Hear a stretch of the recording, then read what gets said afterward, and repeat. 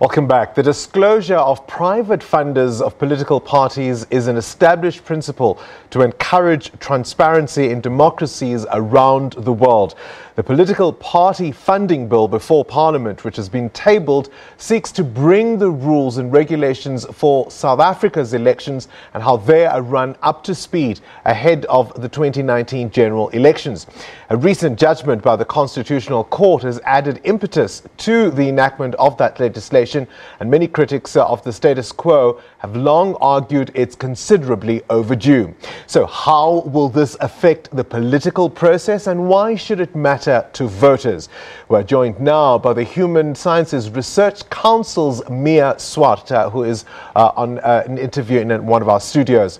So good evening to you, Professor Swart. And the first question I want to ask you now is, why should voters know who privately funds their political parties?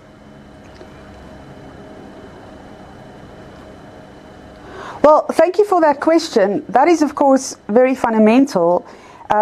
And the Constitutional Court, in the judgment you just mentioned, the My Vote Counts case, linked the right to information to the right to vote. And Judge Mogoeng said that you could only meaningfully exercise your right to vote if you are fully informed. And the information that should be at your disposal includes the information about who funds the political party that you are voting for. So this is about accountability, about transparency, and about the right to information. In a recent piece you wrote, you said who is paying the piper is, of course, a fundamental question, particularly in light of recent allegations that some parties may have been funded with the proceeds of illicit activities. Right. And we know that there's now near unanimity among parties that there should be a political party funding bill, that private funding should be regulated. We know public funding has been regulated for a long time, but there's been no regulation of private funding.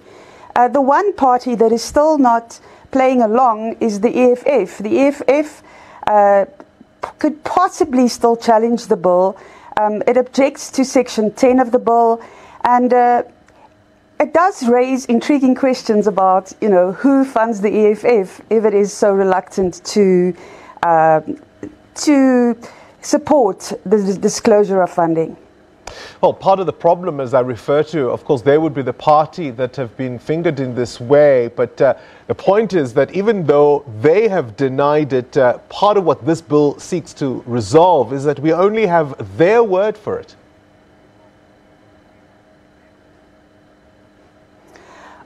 Well, of course, legislation never operates retroactively. That is against the rule of law. So one will never know, up to this point, who funded the EFF, who funded the DA. We know that the DA has also been in opposition to disclosure for a long time.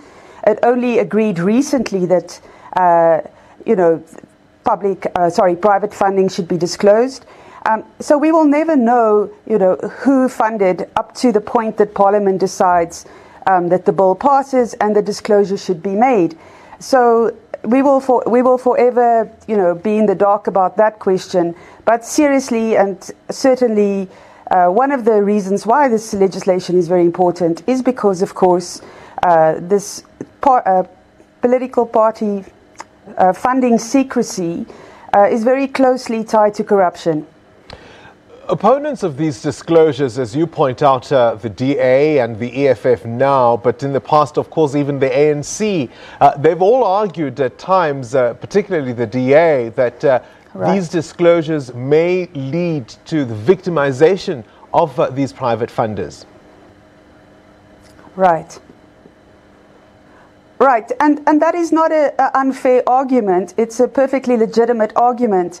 But I think in the age of state capture, or after the allegations of state capture, the concern relating to possible corruption is a graver concern than the privacy argument or the argument that donors to smaller parties could be victimized. I suppose the question I need to ask you is disclosure enough, though? I mean, the US is possibly instructive in this instance, because knowing who funds political parties sometimes seems to embolden them to pursue certain policies, even if those are opposed by voters. Yes, that's an excellent question. And the legislation is not watertight by any means. There are still loopholes. We know that it's only money, monetary contributions that needs to be disclosed. And, you know, ideally it should also be disclosure of goods in kind, of payments in kind. We need to know if cars are donated, if bribes, you know, that take that kind of form are exchanged. It really doesn't capture the full problem to only have to disclose monetary contributions. And then we know that the provision in the bill says 100,000 rands. So if you make a donation of 100,000 rands or above, or you receive that kind of donation, you need to disclose it, which of course opens the loophole that a party can contribute, can donate just under 100,000, and that doesn't have to be disclosed. So it's fairly easy to circumvent this legislation as well. Of course, we'll have to leave our discussion there, Professor Swart, but there are those people who say once it's clear who funds whom, it might be a race to the bottom to try and chase the deepest pockets at the expense of the poor.